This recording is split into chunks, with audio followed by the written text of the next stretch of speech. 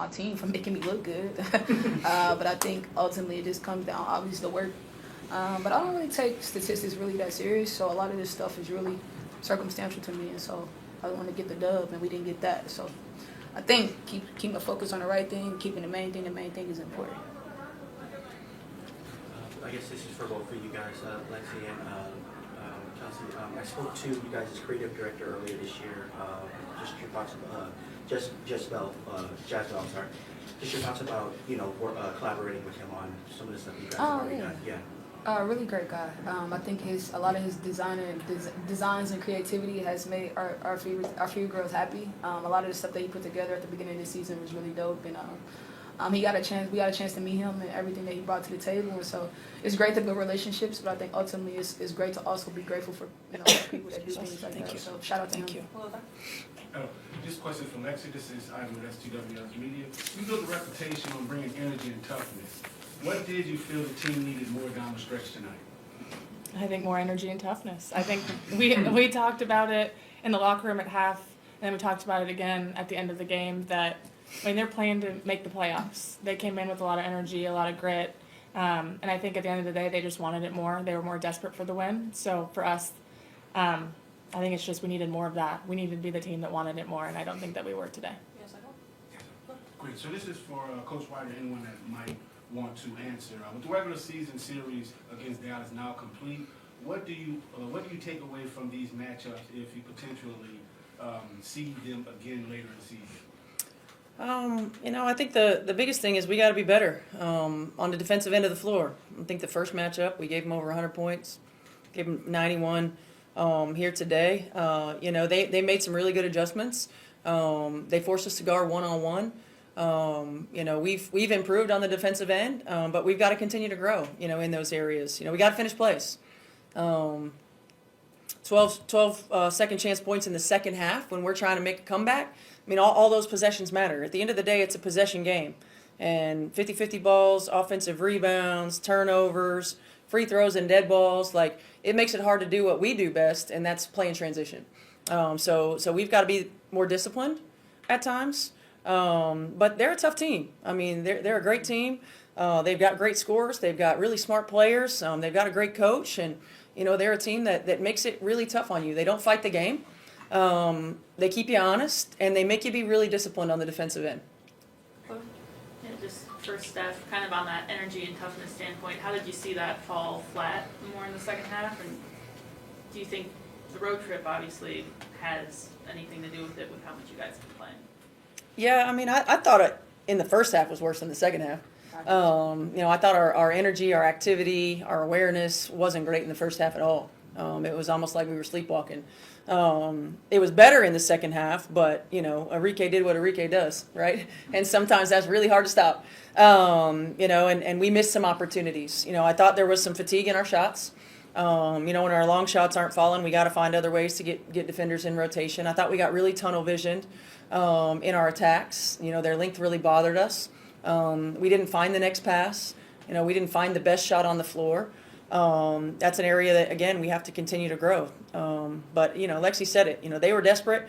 We're desperate, too, and we got to play like it. Steph, do you have anything? Oh, sorry. No, Coach, we only get to see you, local here, we only get to see you twice a year once a year. Is this a standard atmosphere for your games on the road? Yeah. Are you used to it now? Yeah, I don't know that. It's hard. I don't know if you ever get used to it. You're not? You're not? Why not? I think honestly, I be in awe. I really do. I look up and I'm like, Coach, I be looking up. I be like, damn, there's a lot of people here. I don't think I'll ever get used to it. Especially because for me, I came from Indy where it wasn't nobody there. Yeah. So you see a million people there, and so you're obviously grateful for the transition, but I think you just always be grateful for the game, where it's going, and how many people want to watch us play, because I think that it shows where the growth and the change is going and where the transition is coming from. But I don't think it's something that you ever want to really get used to. It's something that you really want to be grateful about, I think. Coach, does it change the way you coach the game? You ever notice that third quarter, fourth quarter? Does it ever impact the way you coach? The fans? Just the atmosphere, the voice that you have to project, any of that stuff. Yeah, Seriously, I think the only time it really does is sometimes in timeouts. Really making sure that we get tight and we get in there and making sure that we can project that. I mean, look, when they're on the other end, they act like they don't hear me anyway. Like, I'm used to that. So I was a player too. I did the same thing. No, I mean, I do think, I think that you got to have some signals. You got to have some awareness in dead ball situations of looking over if we're going to try to make some adjustments. Timeouts is probably when it's the most challenging. I think Steph was 46, 26 points in the paint. Mm-hmm. Without looking at the film and really dissecting it, where do you kind of point the finger at blame out there? I think our one-on-one D. I think they got 2 feet in the paint in our one-on-one D. When we were in rotation, then they got offensive rebounds and got those putbacks. I thought we were a step slow in our rotations. And then for us, I mean, a walk. She kept us from scoring in the paint. I don't know how many blocks she ended up with, but I think she had 5 in the first half. They have great length. They did a great job of shelling us, forcing us into a crowd, and not allowing us to see some easy open teammates. And we got to watch the film and we got to be better. This one's for Kelsey. So the Fever came in riding a 5-game win streak. How do you make sure this road loss does not slow down that momentum? I think it's what our coach said. You gotta watch the film. You gotta be honest with yourself. You gotta look yourself in the mirror. Our group gotta look ourselves in the mirror, and I think that you gotta be prepared for the next day. Lord willing, we get another chance, another opportunity to really get it right and be intentional about getting it right. And so I like to think that our group, we want to make a really good playoff run. We want to be able to finish the season the right way, and I think that if you take that serious, then you're gonna be able to show up. This question's for all three of you. Talk about, obviously there's a lot of different personalities on this Indiana Fever team. So talk about this group and why it's so special. And also talk about, they were mentioning you guys come to Dallas twice a year. So talk about the American Airlines Center and what this atmosphere has meant to you guys. You guys want to go first? I think that's what's so special about our team is, like you said, we do have a variety of people. We have a lot of personalities. But I think something that's so special about our culture is that you get to show up every single day and everyone loves you and you get to show up exactly the way you are. And I think that's something that's so special about coming to work every day is that we get to come and be surrounded by love and happiness and joy, and we laugh. We enjoy our time together, and I think that's what's so special about this group.